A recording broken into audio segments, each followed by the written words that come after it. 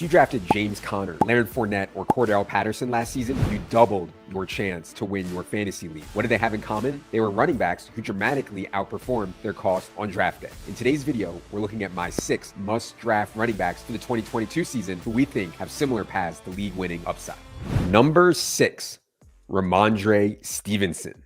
I think we can make a really good case that Rhamondre Stevenson is a better natural runner than Damien Harris. Last year, Rhamondre Stevenson was 3rd in success rate. Damien Harris was 19th. But more importantly, I think Rhamondre Stevenson has a direct path to that 3rd down role that is so crucial to the New England Patriots. James White is coming off of hip surgery, may not even be ready for week 1 if he's ready at all. I could see Rhamondre Stevenson getting a share of the early down work and getting all of the pass down work. And once this guy gets the ball in his hands, he is absolutely explosive. 11th in Pro Football Focus's elusive rating last season, 14th in broken tackle rate among all running backs with 50 or more carries. Number 5, A.J. Dillon.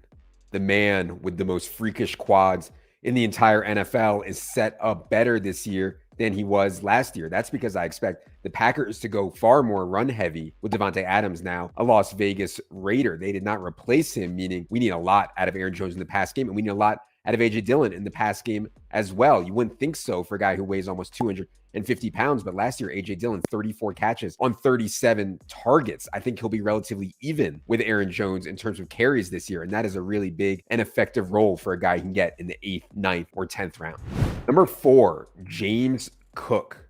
The Bills made their intentions very clear this offseason. They wanted to add a pass-catching running back complement to Devin Singletary. They had a deal done with J.D. McKissic in free agency until he backed out and re-signed with Washington. But that didn't stop the Bills. They used a day 2 pick at the running back position, and they used it on James Cook, whose calling card is catching the football, 8.2% target share at Georgia, 66th percentile. And now you get James Cook in a spot where he is going to be on the field when they're in the 2-minute, we're in the 4-minute, we're in the 3rd and long. And those are really valuable snaps, especially in half PPR and full PPR settings, because the Bills will be throwing the football so much. Will be among the league leaders in pass rate over expectation. Number 3, Chase Edmonds. I know the Miami backfield is crowded, very crowded, but Chase Edmonds is the only one that got paid. He was the only one that the Dolphins thought highly enough to actually give real money to. 2 years, $12.6 million with $6.1 million guaranteed. Raheem Mostert only got 1 year with hardly any money guaranteed. Sony Michel can be cut at no cost. Myles Gaskin is on a 7th round rookie contract. Chase Edmonds is the best pass catcher in this group, and he will certainly get some base carries as well. And most importantly, the Dolphins have a chance to be really good on offense after adding Tyreek Hill. We know Jalen Waddle is very good. If Tua is good enough, this team could score a lot of touchdowns. That will obviously be very good for Chase Edmonds as well. One of the most drafted players in all of fantasy football right now. Number 2, Travis Etienne.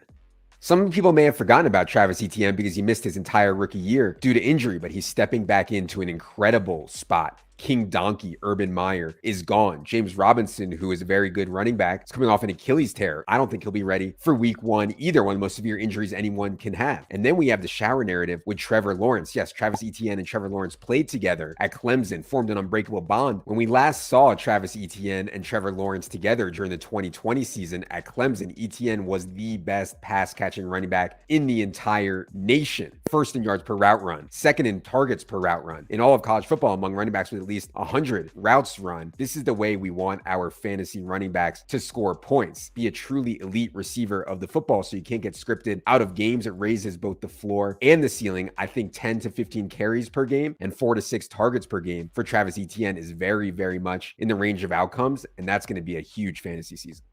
And my number 1 must-draft running back for the 2022 fantasy football season is DeAndre Swift.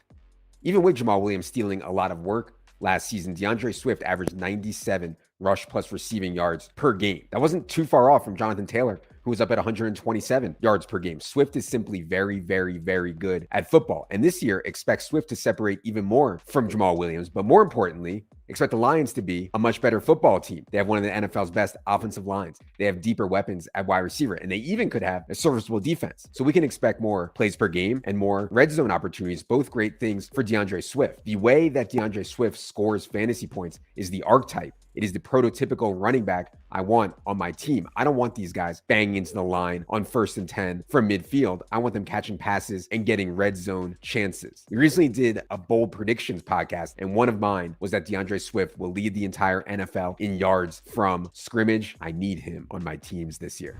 So there you have it. Those are my 6 must-draft running backs for the 2022 fantasy football season. For more players I'm targeting in my drafts this year, check out this video on my 6 favorite wide receivers.